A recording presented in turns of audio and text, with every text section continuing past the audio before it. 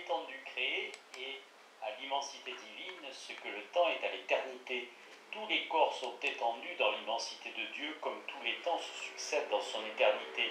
Dieu est sans succession de temps. Il remplit tout de sa substance sans extension locale.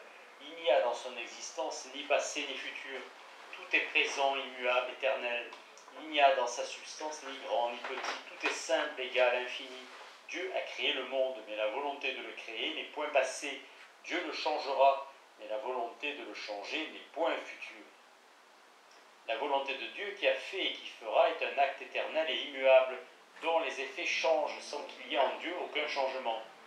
En un mot, Dieu n'a point été, il ne sera point, mais il est. On peut dire que Dieu était dans le temps passé, mais il était alors tout ce qu'il sera dans le temps futur. C'est que son existence et sa durée, s'il est permis de se servir de ce terme, est tout entière dans l'éternité, et tout entière dans tous les moments qui passent dans son éternité. De même, Dieu n'est point en partie dans le ciel et en partie dans la terre. Il est tout entier dans son immensité et tout entier dans tous les corps qui sont étendus localement dans son immensité. Tout entier dans toutes les parties de la matière, quoique divisible à l'infini. Ou pour parler plus exactement, Dieu n'est pas tant dans le monde que le monde est en lui ou dans son immensité. De même que l'éternité n'est pas tant dans le temps que le temps dans l'éternité. Ariste, il me semble, Théodore, que vous expliquez une chose obscure par une autre qui n'est pas trop claire. Je ne me sens point frappé de la même évidence que ces jours passés, Théodore. Je ne prétends pas, Ariste, vous faire clairement comprendre l'immensité de Dieu et la manière dont il est partout. Cela me paraît incompréhensible aussi bien qu'à vous. Mais je prétends vous donner quelques connaissances de l'immensité de Dieu en la comparant avec son éternité. Comme vous m'avez accordé que Dieu était éternel, j'ai cru pouvoir vous convaincre qu'il était immense en comparant l'éternité que vous recevez avec l'immensité que vous refusez de reconnaître. Théotime. Comment voulez-vous que fasse Théodore? Il compare les choses divines avec les divines. C'est le moyen de les expliquer autant que cela se peut. Mais vous les comparez avec des choses finies. C'est justement le moyen de vous tromper. L'esprit de l'homme ne remplit aucun espace, donc la substance divine n'est point immense. Fausse conséquence, l'étendue créée est plus grande dans un grand espace que dans un petit. Donc si Dieu était partout, il serait plus grand dans un géant que dans un pygmée. Autre conséquence tirée de la comparaison de l'infini avec le fini, si vous voulez juger des attributs divins, consultez l'infini, la notion de l'être infiniment parfait, et ne vous arrêtez point aux idées des êtres particuliers et finis. C'est ainsi qu'en use Théodore. Il ne juge point de l'immensité divine sur l'idée des créatures, ni corporelles ni spirituelles. Il sait bien que la substance divine n'est point sujette aux imperfections et aux limitations inséparables des êtres créés. Voilà pourquoi il juge que Dieu est partout et est né nulle part à la manière des corps. Ariste quoi? Dieu est là tout entier pour ainsi dire, et là aussi, là, partout ailleurs, et dans les espaces que l'on conçoit au-delà du monde. Cela ne se comprend pas. Théodore, oui, Dieu est partout, ou plutôt tout est en Dieu. Et le monde, quelque grand qu'on l'imagine, ne peut ni l'égaler ni le mesurer. Cela ne se comprend pas, je le veux, mais c'est que l'infini nous passe. Quoi donc, Ariste? Est-ce que Dieu n'est pas ici, dans votre jardin, dans le ciel et tout entier partout où il est? Oseriez-vous nier que Dieu soit partout? Ariste, il y est présent par son opération. Mais Théodore, comment par son opération? Quelle espèce de réalité est-ce que l'opération de Dieu, distinguée et séparée de sa substance? Par l'opération de Dieu, vous n'entendez pas l'effet qu'il produit, car l'effet n'est pas l'action, mais le terme de l'action. Vous entendez apparemment par l'opération de Dieu l'acte par lequel il opère. Or, si l'acte par lequel Dieu produit ou conserve ce fauteuil est ici, assurément Dieu y est lui-même. Et s'il y est, il faut bien qu'il soit tout entier, et ainsi de tous les autres endroits où il opère. Ariste, je crois, Théodore, que Dieu est dans le monde, de la manière que vous croyez que votre âme est dans votre corps, car je sais bien que vous ne pensez pas que l'âme soit répandue dans toutes les parties du corps. Elle est dans la tête, parce qu'elle y résonne, elle est dans les bras et dans les pieds, parce qu'elle y remue. Et de même, Dieu est dans le monde, parce qu'il le conserve et qu'il le gouverne. Théodore, que de préjugés, que d'obscurité dans votre comparaison. L'âme n'est point dans le corps, ni le corps dans l'âme, quoique leurs modalités soient réciproques, en conséquence des lois générales de leur union. Mais l'un et l'autre sont en Dieu, qui est la cause véritable de la réciprocation de leurs modalités. Les esprits aristes sont dans la raison divine, et les corps dans son immensité. mais ils ne peuvent être les uns dans les autres, car l'esprit et le corps n'ont entre eux aucun rapport essentiel. Ce n'est qu'avec Dieu qu'ils ont un rapport nécessaire. L'esprit peut penser sans le corps, mais il ne peut rien connaître que dans la raison divine. Le corps peut être étendu sans l'esprit, mais il ne le peut être que dans l'immensité de Dieu. C'est que les qualités du corps n'ont rien de commun avec celles de l'esprit, car le corps ne peut penser, ni l'esprit être étendu, mais l'un et l'autre participent à l'être divin. Dieu qui leur donne leur réalité la possède, car il possède toutes les perfections des créatures sans leur limitation. Il connaît comme les esprits, il est étendu comme les corps, mais tout cela tout d'une autre manière que ces créatures. Ainsi Dieu est partout dans le monde et au-delà, mais l'âme n'est nulle part dans les corps. Elle ne connaît point dans le cerveau, comme vous l'imaginez. Elle ne connaît que dans la substance intelligible du Verbe divin, quoiqu'elle ne connaisse en Dieu qu'à cause de ce qui se passe dans une certaine portion de matière qu'on appelle cerveau. Elle ne remue point non plus les membres de son corps par l'application d'une force qui appartienne à sa nature. Elle ne les remue que parce que celui qui est partout par son immensité exécute par sa puissance les désirs impuissants de ses créatures. Ne dites donc pas, Ariste, que Dieu est dans le monde, qu'il gouverne comme l'âme dans le corps qu'elle anime, car il n'y a rien de vrai dans votre comparaison, non seulement parce que l'âme ne peut être dans le corps, ni le corps en elle, mais encore parce que les esprits ne pouvant opérer dans les corps qu'ils animent, ils ne peuvent par conséquent se répandre en eux par leur opération, comme vous le prétendez de l'opération divine, par laquelle seul, selon vous, Dieu se trouve partout.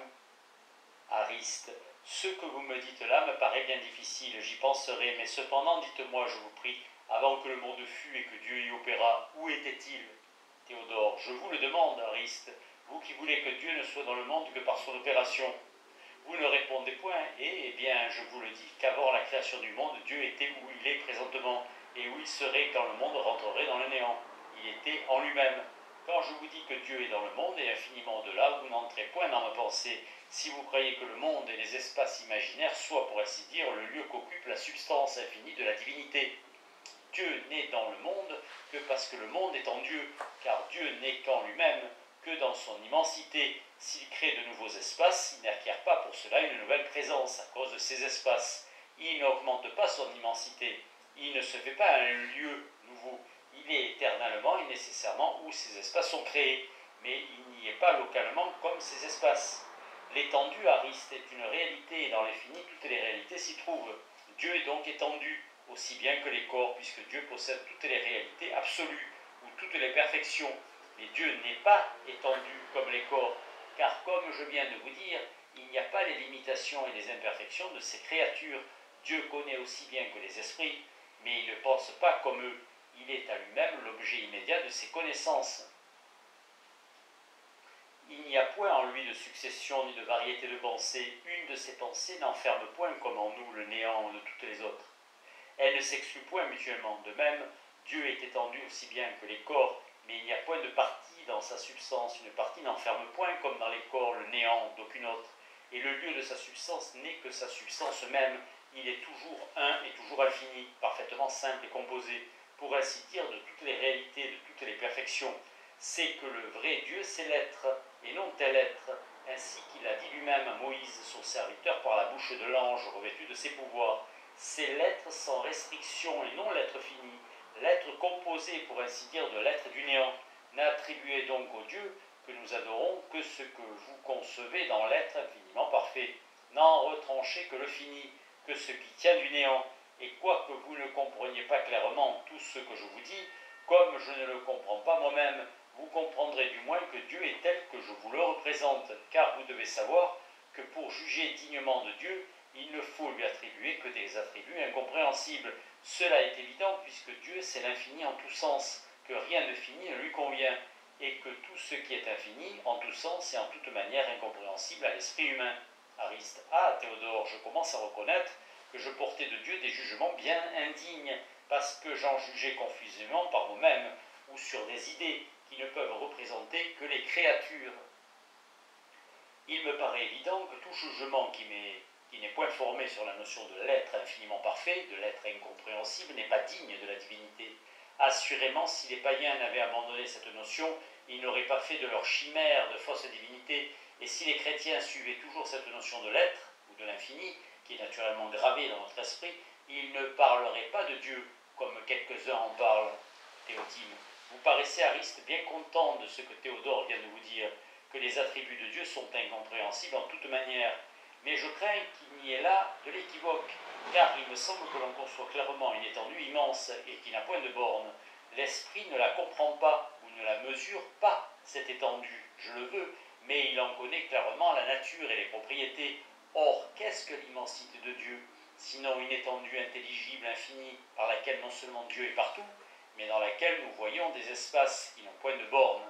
Il n'est donc pas vrai que l'immensité de Dieu soit en tout sens incompréhensible à l'esprit humain, puisque nous connaissons fort clairement l'étendue intelligible, et si clairement que c'est en elle, et par elle, que les géomètres découvrent toutes leurs démonstrations.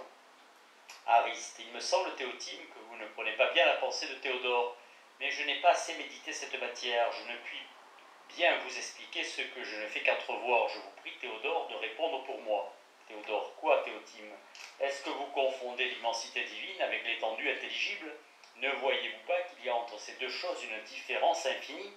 L'immensité de Dieu, c'est sa substance même répandue partout, et partout tout entière remplissant tous les lieux, sans extension locale. Voilà ce que je prétends être tout à fait incompréhensible. Mais l'étendue intelligible n'est que la substance de Dieu, en tant que représentative des corps et participable par eux avec les limitations ou les imperfections qui leur conviennent et que représente cette même étendue intelligible qui est leur idée ou leur archétype. Nul esprit fini ne peut comprendre l'immensité de Dieu, ni tous ses autres attributs ou manières d'être de la divinité. S'il m'est permis de parler ainsi, ces manières sont toujours infinies, en tous sens, toujours divines, et par conséquent toujours incompréhensibles. Mais rien n'est plus clair que l'étendue intelligible, rien n'est plus intelligible que les idées des corps, puisque c'est par elles que nous connaissons fort distinctement non la nature de Dieu, mais la nature de la matière.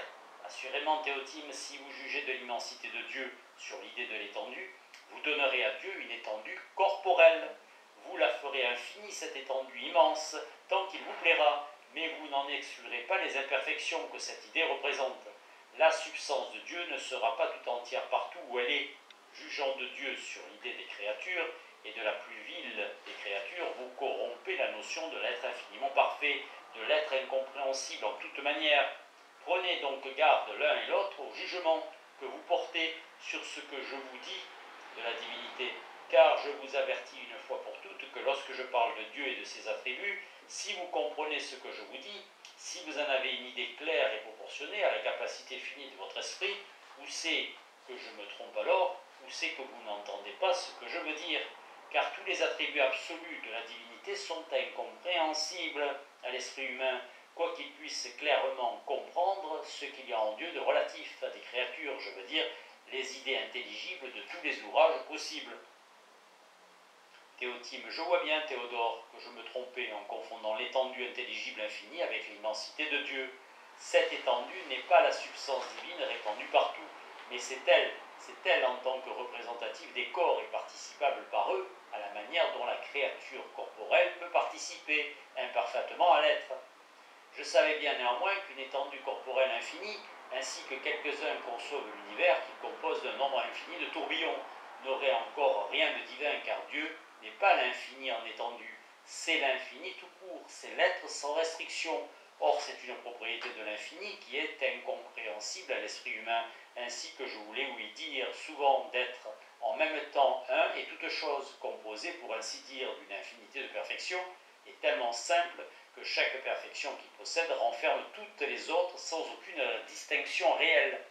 Certainement cette propriété convient moins à l'univers matériel et aux parties dont il est composé qu'à la substance de l'âme, qui sans aucune composition de parties peut recevoir en même temps diverses modalités. Léger crayon néanmoins de la simplicité et de l'universalité divine.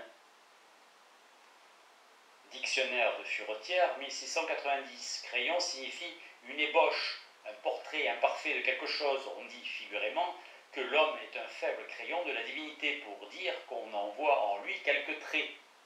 Théodore, vous avez raison, Théotime, il n'y a point de substance plus imparfaite, plus éloignée de la divinité que la matière, fût-elle infinie.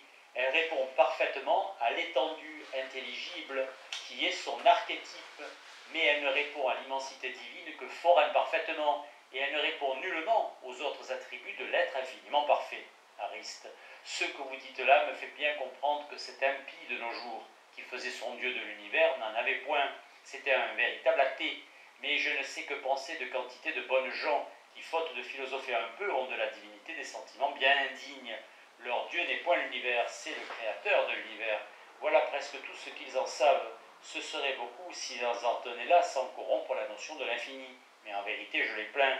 Quand je pense à l'idée qu'ils se forment de l'être incompréhensible, Théotime avait bien raison de me dire que naturellement les hommes humanisent toute chose. Encore s'ils ne faisaient qu'incarner, pour ainsi dire, la divinité en la revêtant des qualités qui leur appartiennent. Cela serait pardonnable. Mais il y en a qui la dépouillent de tous les attributs incompréhensibles et tous les caractères essentiels à l'être infiniment parfait, si on en accepte la puissance. Encore la partagent-ils de telle manière avec ce qu'ils appellent la nature, sans quoi qu'ils en laissent à Dieu la meilleure part, qui lui en note tout l'exercice.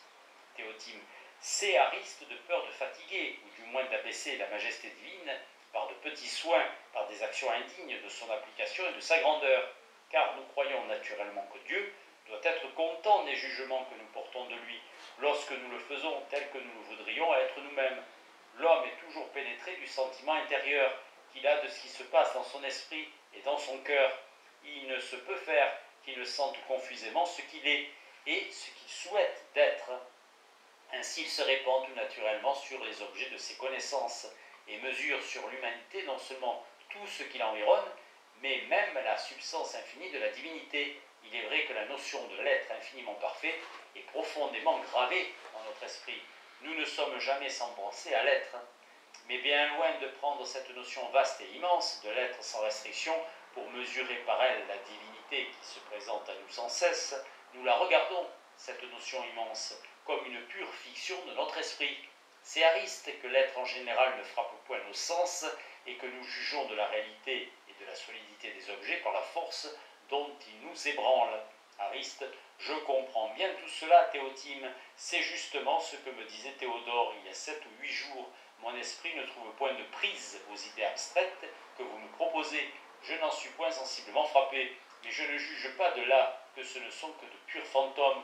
Je crois que ce sont des vérités sublimes auxquelles on ne peut atteindre qu'en faisant taire son imagination et ses sens, qu'en s'élevant au-dessus de soi. Et je suis bien résolu dans la suite de ne plus juger de Dieu par moi-même, ni sur les idées qui représentent les créatures, mais uniquement par la notion, l'être infiniment parfait. Continuez, je vous prie, Théodore, de m'interroger et de m'instruire.